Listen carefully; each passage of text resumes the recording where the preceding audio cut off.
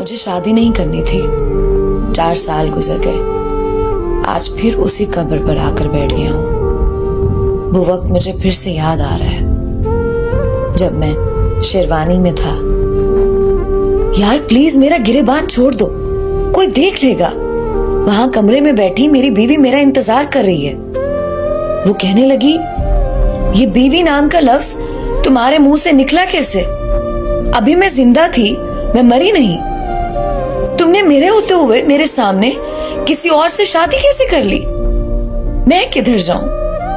कसम से मैं मर जाऊंगी। मुझे समझने की कोशिश करो।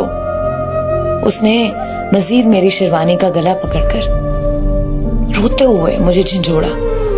मैंने कहा, फाइजा प्लीज चुप हो जाओ, मैं मजबूर था। तुम्हें पता है जब मैंने इस रिश्ते से इनकार किया था तो उन्होंने क्या कहा था कि अगर कोई हमारा अपना होता तो ऐसे रिश्ते को ना ठुकराता। और जानती हो, ये बात मेरे दिल पे लगी थी। वो कहने लगी, भाड़ में गया तुम्हारा दिल, मेरी जिंदगी खत्म हो जाएगी। आज मैं तुम्हें उसके बिस्तर पर नहीं जाने दूंगी, और अगर तुम उसके पास गए तो मेरा मरा हुआ मुंह देखोगे। मैंने कहा, पागल हो गई हो?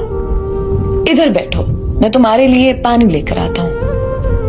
मैं पानी लेने के लिए अंदर दाखिल हुआ। सब कजिन्स ने मेरा घिराव कर लिया।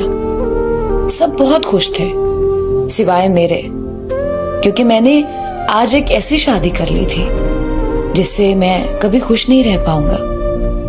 वैसे लड़कों के बारे में ये मशहूर है कि उन्हें बस लड़की चाहिए, लेकिन मैं आज चीख चीख कर बताना चाहता था कि एक लड़के का दिल टूटा है। रिश्तों को निभाते हुए आज एक लड़का रेजा रेजा हो गया। मैं कजिन्स के शोर में उस पगली को भूल गया जिसके लिए मैं पानी लेने आया था। सबने मजाक करते हुए मुझे एक कमरे में दाखिल कर दिया जहां एक लड़की दुल्हन बनी मेरे इंतजार में बैठी थी, जो बहुत सज संवर के बैठी हुई थी। मैं जैसे ही कमरे में दाखिल हुआ मुझे एक शोर सुनाई दिया। मैं उसी वक्त पलटा, भागकर जाकर देखा तो कोई जमीन पर बड़ा तड़प रहा था। हाँ, ये वही कमली थी जो अपनी आखिरी सांसें ले रही थी। मेरी आंखों के सामने अंधेरा सा छा गया और मैंने भागकर उसको अपनी गोद में उठा लिया और जोर जोर से चीखने लगा, गाड़ी निकालो।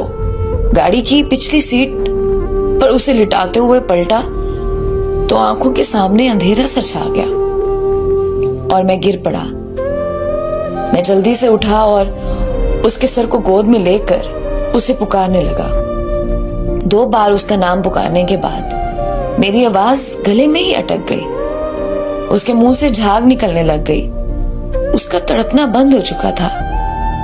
उसकी आंखों से बहते आंसू अब बंद हो चुके थे। अस्पताल की इमरजेंसी में ले जाते हुए मैंने उसे गोद में उठा रखा था। उसका बाजू लटकता हुआ झूल रहा था। बेड पर लिटाते ही सब डॉक्टर इकट्ठे हो गए। फिर एक लड़की बैंडेज से उसके पांव के अंगूठे बांधने लगी। मैं ये सब बर्दाश्त ना कर पाया। मेरे आंसू थम गए थे। मुझे रोना नहीं आ रहा था, मेरे आंसू ही रुक गए थे।